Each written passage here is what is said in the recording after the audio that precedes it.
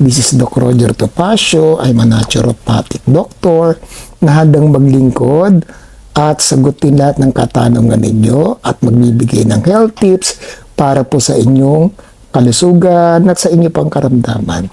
Ngayon lang po ay kakausap ko lang po from Hawaii at sinad niya po sa akin yung kanyang resulta about sa kanyang kondisyon na breast cancer. Alam niyo ba, naawa ako pero kailangan ko po siyang payuhan kung ano ang dapat niya pong gawin.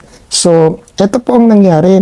Siya po ay meron pong breast cancer at ang history po kasi po siya po ay gumamit dati ng birth control pills, mga hormonal therapy kasi po menopause na po siya at nainom din po siya ng alak at obese. At siya po, ang nakita po natin na sinend po sa akin ay ito. The cancer has spread to nearby lymph nodes. The tumor may be up to 2 inches to 5 cm wide. Pero ito natatakot ako, nag-metastasize na. The cancer has spread to more distant lymph nodes. The tumor may be larger than 2 inches. At ito pa po, the cancer has spread to other parts of the body such as bones, brain, liver, and lungs. Yun po, no? So, nakikita niyo naman po yung kanyang resulta. Huwag matakot, Cancer is not disease. It's all about ignorance. Kasi hindi natin alam yung mga dati niyo pong nagawa na ito po yung naging resulta. At yung may papayo ko lang po sa inyo is alagaan niyo po katawan po ninyo. Bibigyan kita ng mga nutritional therapy mo at yung mga kailangang magpalakas pa sa katawan mo.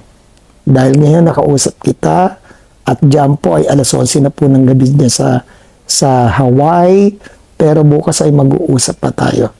Ang maipapayo ko lang, huwag kayong matakot. Ako nga tinaningan ng 3 months.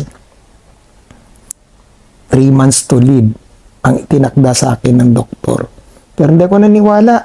Dahil po, hindi naman, cancer is not disease. Walang namamatay sa cancer.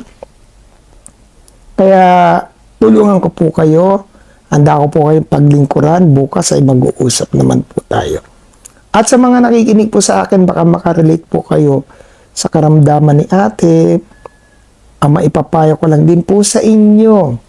Huwag niyong pababayaan ang inyong sarili. Napansin po ninyo na nagtetake ng birth control pills, obese, at maraming pang mga ginawa niyang mali noon.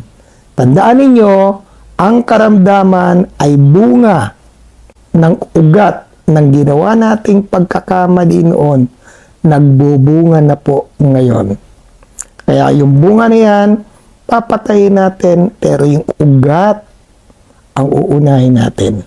Treat the root cause, not the symptoms.